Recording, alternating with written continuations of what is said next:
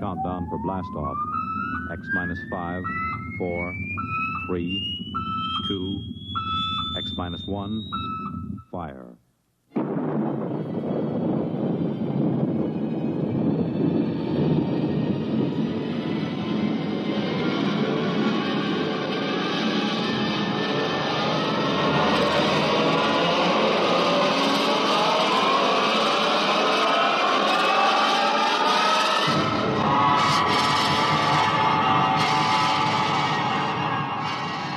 From the far horizons of the unknown come tales of new dimensions in time and space. These are stories of the future, adventures in which you'll live in a million, could be years, on 1,000 maybe worlds. The National Broadcasting Company, in cooperation with Galaxy Science Fiction Magazine, presents X minus 1.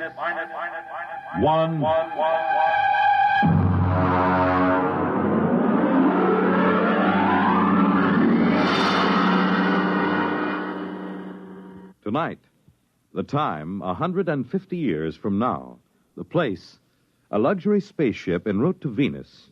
The story, Venus is a Man's World, by William Tenn.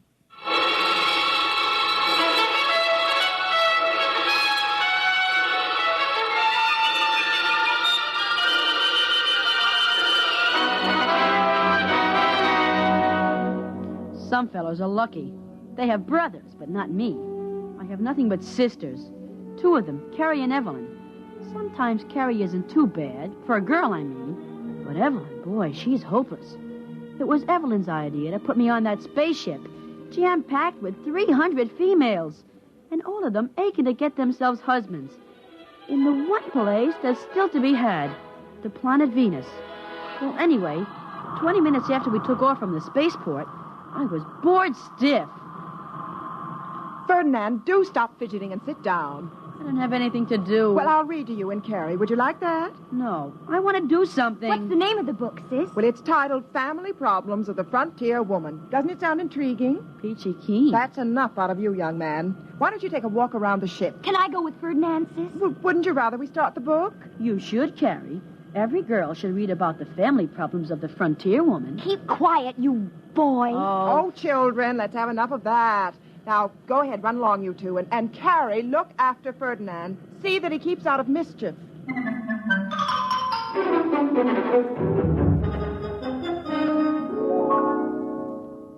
Gee, this is one big ship, isn't it? Uh-huh. I sort of wish we were on a cargo ship instead of this liner. Why? This is super. On a cargo ship, we could go climbing from deck to deck on a ladder. We could even go to the bridge or the forecastle and talk with the crew. That's silly. Why would anyone want to do that? Because ship's crews are men. Only because we women are too busy with important things like government to run ships. Says you. Hey, what are you looking at? This sign. In the event of disaster affecting the oxygen content of the companionway, break glass with hammer upon wall. Remove spacesuit and proceed to don it. Boy, I hope we have that kind of a disaster. I sure would like to get into one of those. Oh, you're silly. Hey, let's go exploring down this way. I see some portholes. And I see a sign that says, notice, passengers are not permitted past this point. Come on, there's no one around. And besides, I'm not really a passenger. Ferdinand, you say you're not really a passenger. Well, what do you mean? You have to be a citizen of a planet in order to get a passport, right? I'm not sure. Well, I'm telling you. Ever since they passed that Male Suffrage Act, only women can be Earth citizens. You and Evelyn are passengers, all right. But me, I'm just a male dependent. So when a sign says, off limits for passengers, doesn't mean me. I'm not a passenger, see? Keep away from that door, Ferdinand. Can't you see the sign? You and your old signs. Ferdinand, let's go back to the cabin. I want to see what's behind this door. If you don't come back with me this very minute, I'll tell Evelyn. So what? Hey, this looks like a sonic clock. I wonder if it works by knock or voice. Ferdinand, I'm going. Say, I remember one voice key. I wonder if it'll work. 2023, open sesame. Ferdinand!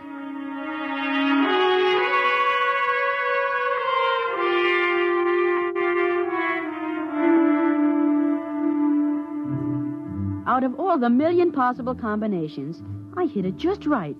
The door clicked open into a dimly lit hole. As the door closed, a hand closed around my throat.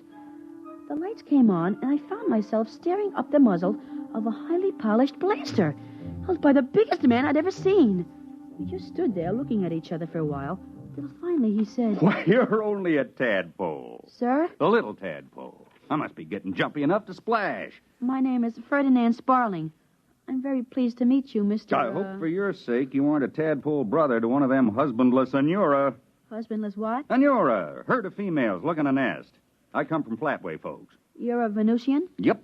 What part of Earth are you from? And what are you doing on a spaceship to Venus? You know, the 3 out of 4. Yeah, how's that? The 3 out of 4. No more than 3 women out of every 4 on Earth can expect to find husbands. Not enough men to go around, with the Third Atomic War and all. Why, back in the 20th century, some of our best men went to the planets. My sister Evelyn says that by now, most of the men on Earth aren't even worth marrying. Well, that's for sure. Those busybody Anura took care of that. Earth, what a place. I had a belly full. Why did you come in the first place? I came looking for a wife. Women are pretty scarce on Venus. I heard that there was a surplus of them on Earth. I can't understand why any man would even want to marry a woman. How old are you, Tadpole? 13, almost 14. Well, that explains a lot of things, Tadpole. It doesn't explain why you're heading back to Venus. Because I was in trouble the minute I landed on that woman's world. I didn't know I had to register at a government-operated hotel for transient males. Imagine, they told me a man couldn't say anything in court. All talking was done by female attorneys to a female judge. But I told them off. I told him where I come from, a man spoke his piece when he had a mind to, and his woman walked by his side. Well, what happened? Oh, I was found guilty of this and contempt of that. But I wasn't going to serve all those fancy little prison sentences, so I broke out and stowed away. You mean that you're breaking the law right now? Sure, aren't you? Oh, I guess so. I'm also a man outside the law. We're in this together. Shake, Ferdinand. Ferdinand? That's not a right label for a sprouting tadpole. I'll call you Ford. My name's Butt. Butt Lee Brown. Is Butt a nickname like Ford? Yeah, short for Alberta. But I haven't found a man who can draw a blaster fast enough to call me that. You see, Pop came over in the 80s with the first wave of immigrants from Ontario.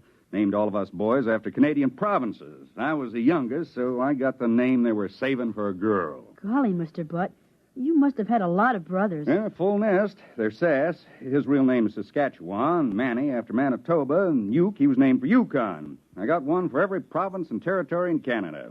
Golly, all I have is 2 sisters. Oh? Tell me about them. Well, there's Carrie. She's almost 16. Yeah, well, how about your other sister? She a little older? She's old, all right. Evelyn's almost 21. She pretty? Who? Your sister Evelyn. Oh, I don't know. She's healthy. She's got very good teeth. If I know her breed, she's bossy and opinionated. Well, are no women? Oh, there goes the dinner gong, Ford. You better scat. Growing tadpoles need their vitamins. Could I bring you some chow? I could stuff it in my pocket and sneak it back here. No, thanks. I've stashed away enough provisions. I got plenty of kelp and Venusian mud grapes to last the trip. Oh, you better shove off, Ford, or they'll start looking for you. Guess I had better. Well, I'll see you right after dinner, Mr. Butt. Just plain butt to you, Ford. Oh, okay. I'll be seeing you. 2023. Open sesame.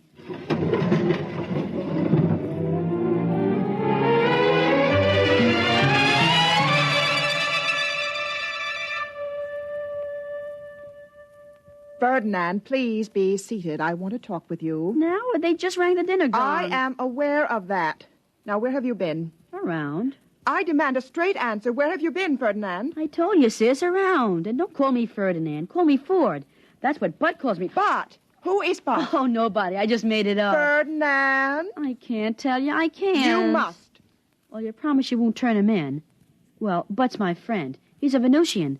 He's going home. Aboard our ship, the Eleanor Roosevelt? Ferdinand, don't you realize you've been consorting with a stowaway, a criminal?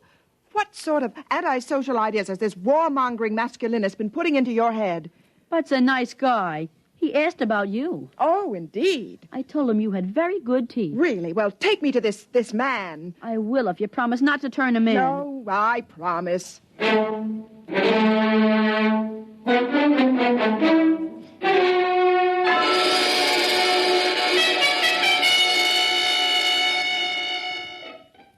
He's in there. The door has a sonic lock. I know the combination. Watch. 2023. Open sesame. Oh, it's so dark in there. Bud, I brought along my sister Evelyn. She'd like to meet you. It's all right. Put on the lights. Oh, An honor, Miss Sparling. Please come right in. first, Mr. Bott, It's Brown. Butley Brown. First, Mr. Brown, you realize that you are committing two crimes. One, the political crime of traveling without a visa, and two, the criminal act of stowing away without paying your fare. Golly, Sid, that's no way to talk to Bud. I take it you either have no defense or care to make none. I wonder if all the Anura talk like that. And you want to foul up Venus. We haven't done so badly on Earth after the mess you men made of politics. Hear, hear. Yeah, here. Oh, you keep quiet, Ferdinand. And another point, Mr. Butley Brown. I don't suppose you know that under space regulations, you've made this poor child an accessory. Bud didn't make me anything. Let's not talk law, female. Let's talk sense. I'm in trouble because I went to Earth to look for a wife. You're standing right here now because you're on your way to Venus for a husband. So, let's. Let's what? Are you daring to suggest Now, that... Miss Sparling, no hoopla. I'm saying let's get married, and you know it. Gee, sis, say yes. And what makes you think that I consider you a desirable husband? Figure it this way. If you wanted a poodle, you're pretty enough to pick one up on Earth. When you go charging off to Venus, you don't want a poodle, you want a man, and I'm one. I own 3 islands in the Galertan Archipelago. Good farmland when they're cleared. I got no bad habits, outside of having my own way. I'm passable good-looking. My teeth are good, too. Besides, if you marry me, you'll be the first mated on this ship, and that's a splash most nesting females like to make. You know, there's more to marriage than just doing... So there is. Well, we can try each other for taste. Now, me, I'd vote yes. Me too, I'd vote yes. Now I'll cast my vote.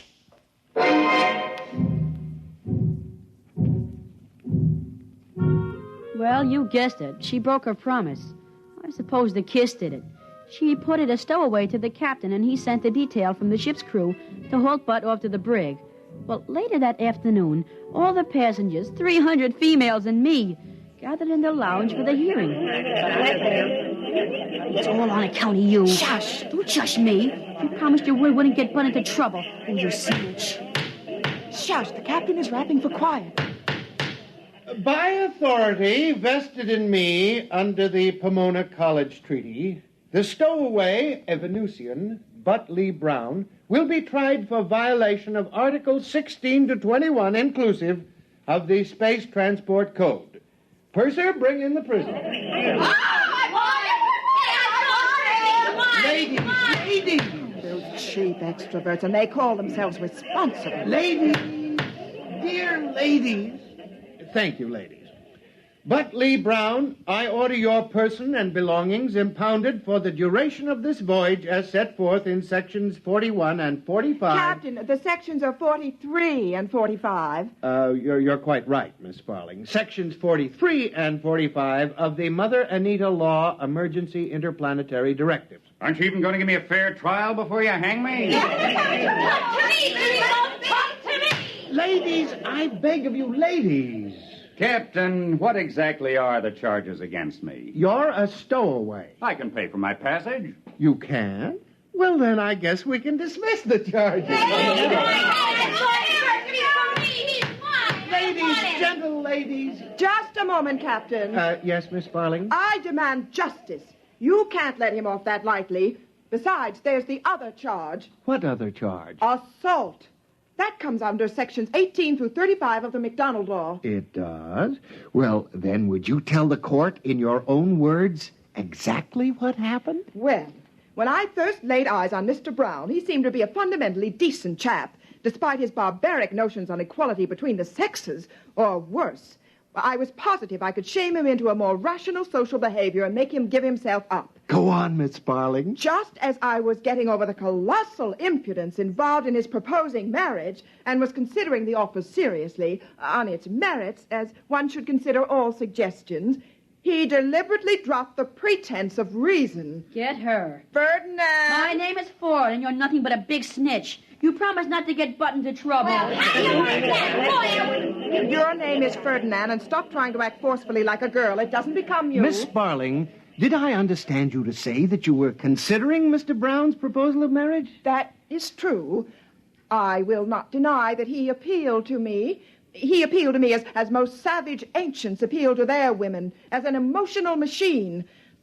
Throw the proper switches, says his theory, and the female surrenders herself ecstatically to the doubtful and bloody murk of masculine plans. I'm afraid I still don't understand.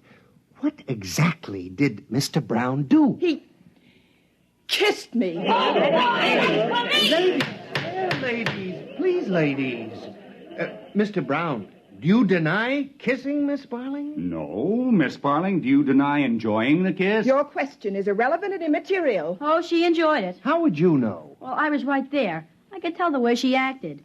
She sort of held the back of his neck, closed her eyes, and just hung on. What were you doing there? I introduced him. I met Bud first. Then I took Sis over there to meet him. I see. Ferdinand Sparling, I hereby order your detention for the duration of this voyage for aiding and abetting a stowaway as set forth in sections 41 43 and 43 and 45. and 45. And you can't arrest Ferdinand. He's only a child. You gave me your word no charges would be lodged against the boy. That was the usual promise one makes to an informer. But I made it before I knew it was Butley Brown you were talking about. I didn't want to arrest Butley Brown. You forced me. So I'm breaking my promise to you, just as I understand you broke your promise to your brother. I'm afraid both Ferdinand and Butley Brown will be picked up at New Kalamazoo Spaceport and sent terrorward for trial. But I used all our money to buy passage. I'm sorry. You'll have to return with your brother. Of course, there is a way out. There is? Well, tell me, please. Miss Sparling, if you'd marry Brown... Now, don't look at me like that. If you'd marry Brown, he would go on your passport as a dependent male member of your family. Do you think I'd marry that desperado? Why, he doesn't know enough to sit back and let a woman run things. Captain, you should be ashamed of yourself. I'll marry him! Perhaps I should be, but that's what comes of putting men in responsible positions. See here, Miss Sparling, I didn't want to arrest Brown. I'd still prefer not to. The officers and crew of my ship all go along with me. Why not? Men always think like men. They never use logic. They just rely on masculine intuition. Maybe so. This ship's crew are all residents of Earth. But our work requires us to be on Venus several times a year. We wouldn't want to cross any member of the Brown clan.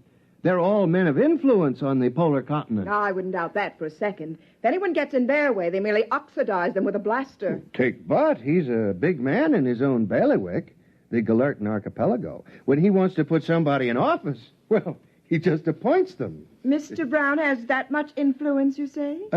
Power, actually. The kind a strong man usually wields in a newly settled community. Oh, Mr. Brown, if I marry you, would you promise to see that I'm appointed resident governor of the Galertan Archipelago? No. Attaboy, Bud. Don't give in. Ferdinand, this does not concern you.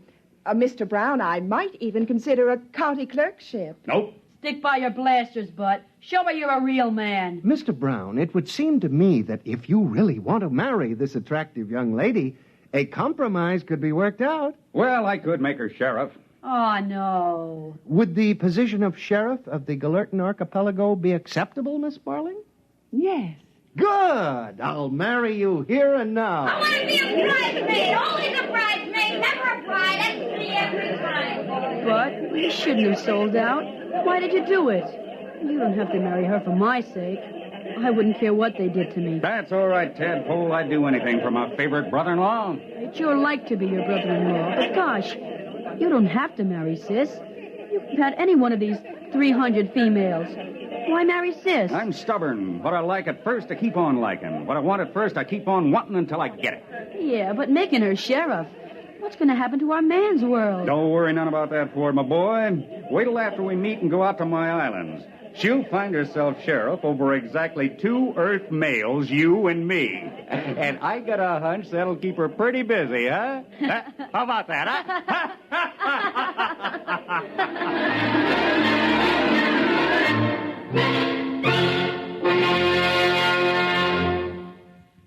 You have just heard X-1, presented by the National Broadcasting Company in cooperation with Galaxy Science Fiction Magazine.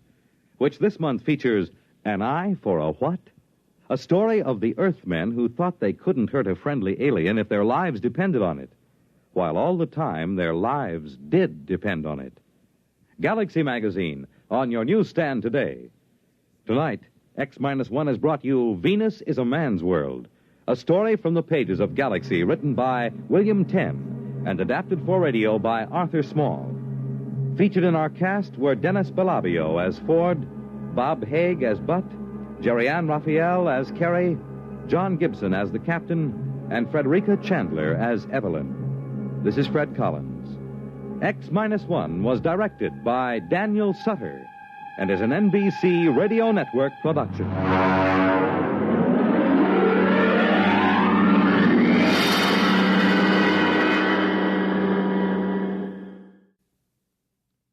Next week, X-1 presents Trap by Finn O'Donovan. Fur hunters tangle with a bottle of firewater and a new kind of trap which catches more than they bargain for. We hope you'll be listening next week at this same time.